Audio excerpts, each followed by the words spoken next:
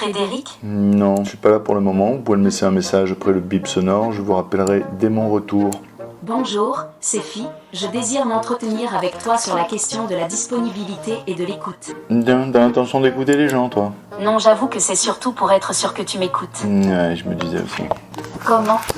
Non, rien, j'ai rien dit. Mais je t'écoute tellement que j'entends même des choses que tu dis que tu sais pas que tu me dis, en fait. Ah bon? Mais ouais. Comme quoi, par exemple? Aziz Light!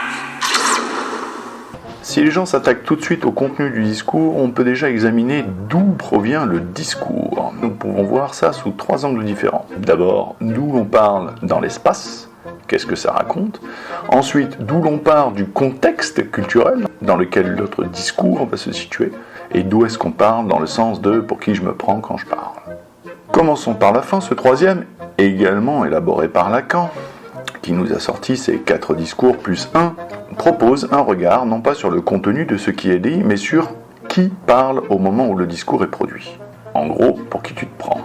Au niveau culturel, si je propose une vidéo sur l'évolution, le darwinisme et la marque, quelqu'un qui serait dans un cadre catholique pointu va se positionner en partance de ce cadre. Il y a une construction d'un savoir qui est teinté par le bain dans lequel nous avons évolué et aux choses auxquelles nous avons été exposés, qui va constituer la base de la production de nos discours. Enfin, au niveau de l'espace, nous allons distinguer 3 distances. Ce sont des distances symboliques, elles ne se mesurent pas en mètres. Exemple, la première distance, on peut se toucher l'un ou l'autre sans le consentement de l'autre.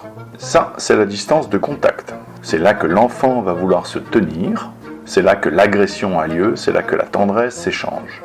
Un peu plus loin, il y a une distance à laquelle nous ne pouvons pas nous toucher sans consentement mutuel. Ça, c'est la distance de travail.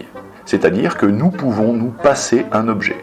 Nous pouvons travailler à 2, nous pouvons transporter les choses à 2, et cette distance va fluctuer. Si on transporte un seau, une hanse chacun, on va se retrouver extrêmement proche. Pourtant, symboliquement, nous sommes toujours dans cette distance de travail. Les bras les plus proches l'un de l'autre sont occupés. Pensez toujours à la prédation et à la situation de danger imminent physique dans laquelle vous vous trouvez. Votre cerveau reptilien va prioritariser une lecture spatiale de votre interlocuteur avant même d'analyser un discours. Et enfin, il y a bien sûr la distance à laquelle, même avec un consentement mutuel, nous ne pouvons pas nous toucher.